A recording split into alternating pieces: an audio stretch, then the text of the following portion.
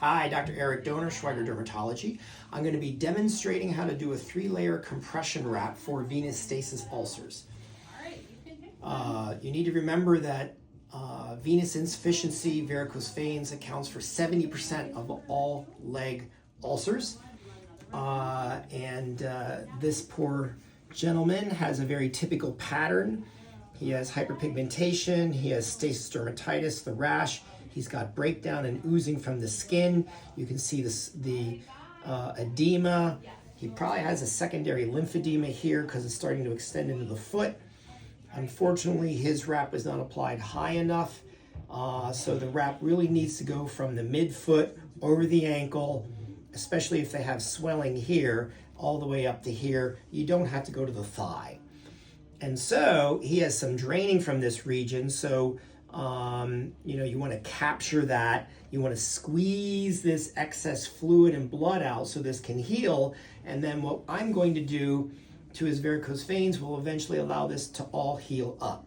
But this is in the meantime to get this ulceration to heal.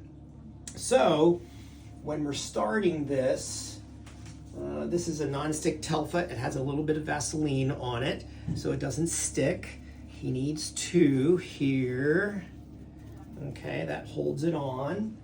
And here, so we've already put the Vaseline onto this. A little bit of overlap there. And that's what they look like. Okay, now the next part is web roll. So this is the stuff that's used under cast. So a cast padding or web roll, everything's going to be in this basket right here, which will show you. And so with the web roll, it is impossible to put it on too tight. It just tears. So try to get it on firmly, minimize your seams if possible. Frequently you can't. I'm going to do 2 layers on here to catch this. And you can see there's overlap about 50%. I'm going to go all the way up, because you want to squeeze this fluid out. All right.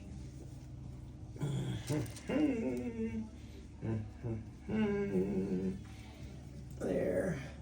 And it sticks to itself. Here's the second roll. All right. This protects the skin from the next layer.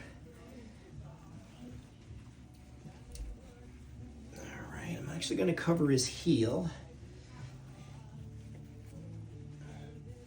Yep. See, it's all covered up.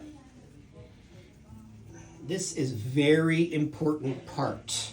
If you don't do this, it's not going to work.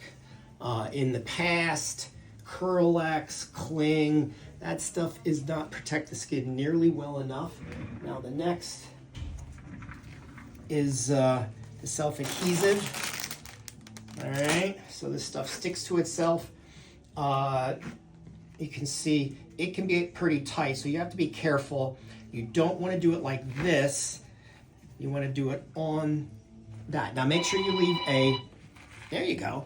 Make sure you leave a, about a ½ an inch or an inch of the Curl-X there. So I'm going to do the whole foot. Ignore that foot. It's not mine. So I'm lifting it a little bit above because I'm trying to get some compression here. But you don't want to create a tourniquet effect, okay? There we go. So going up, going up. All right. You can see I'm going to leave about a ½ an inch to an inch here. And then, so I'm not cutting this, I'm just going to come down. All right. Now I'm going to put another one on. Same thing. All right, try to get a certain amount of compression here. Covering the ankle, the foot, the heel for him, because he needs it. All right. Now on top of this, you can put a tubey grip.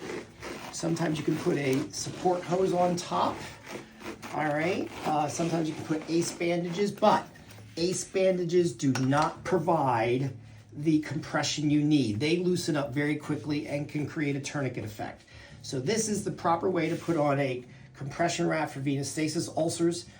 Dr. Eric Dohner, Schweiger Dermatology.